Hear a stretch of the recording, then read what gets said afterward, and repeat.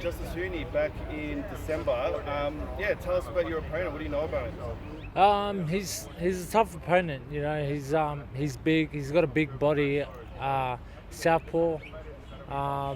And his last three opponents, he's stopped in the first round. So, you know, it's always a risk going into a fight, a heavyweight fight, especially when it comes to power. But that's what we do all the training for, to hit and move and avoid those situations. Yeah, like you mentioned, he's coming off 3 first-round knockouts. I mean, you saw what happened with Tim. He just got caught early and couldn't recover. And you fought some tough opponents as well. So, how important is it not to get too complacent? And because it can happen to anyone. Yeah, that's it. It's very important not to get complacent. I've been there before.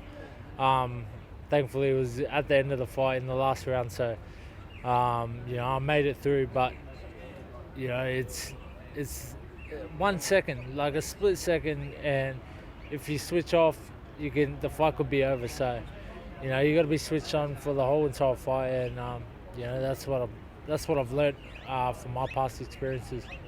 Yeah, well, you saw that fight in Kevin Lorena in Saudi.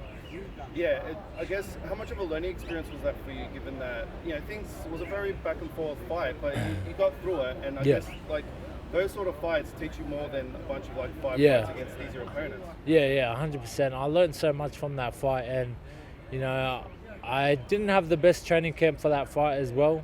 So to come out the other side with the win, I was happy with myself in that point. But there was a lot that needed to be worked on after watching that fight back, and I'm just grateful I got through it and came away with a win.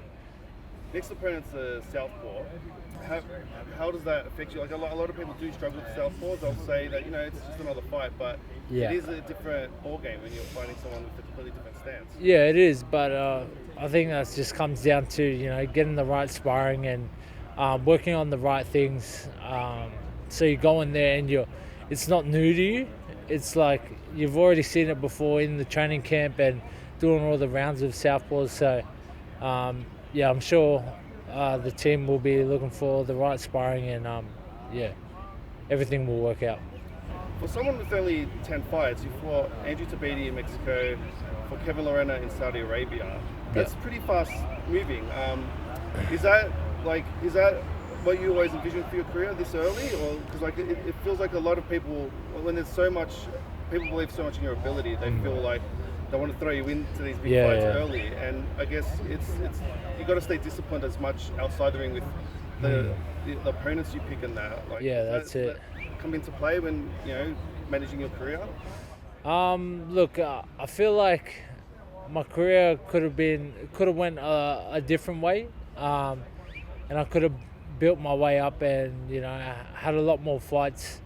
But it's all learning. It's all learning for me. I'm still young. I still got a long way to go, and I'm only 10 fights in. So it's time to make a change now, and keep moving forward and working my way up to the top. Yeah, Mick Francis mentioned that there's a lot of public scrutiny over power and having to knock opponents out, and I guess kind of influencing you to change your style. But how important is it to kind of block out all that criticism? Oh, it's massive, man. I just got to get back to what got me here.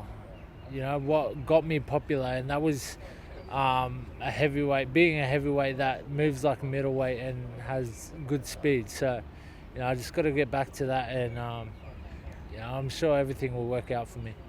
Yeah, because we mentioned this last time we spoke, but having a heavyweight that moves like you, with the hand speed and the movement and the fundamentals, that should all be as coveted as knockout power, shouldn't it?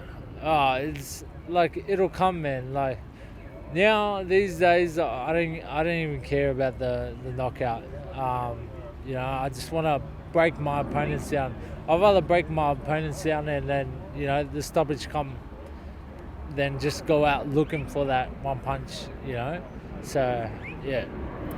Your rival, Dempsey McKean, has a really tough fight coming up against Moses Itauma. Yeah. How familiar are you with Moses Itauma? He's actually trying to break Mike Tyson's record as the youngest ever heavyweight champion. So it's a very, very tough fight for McKean. Are you familiar with Moses? I am. I have heard. I haven't watched many of his fights, but yeah, he's on the come up, and he's been like winning his fights and looking good doing it. So you never know. He might break the record. He might not. I don't know.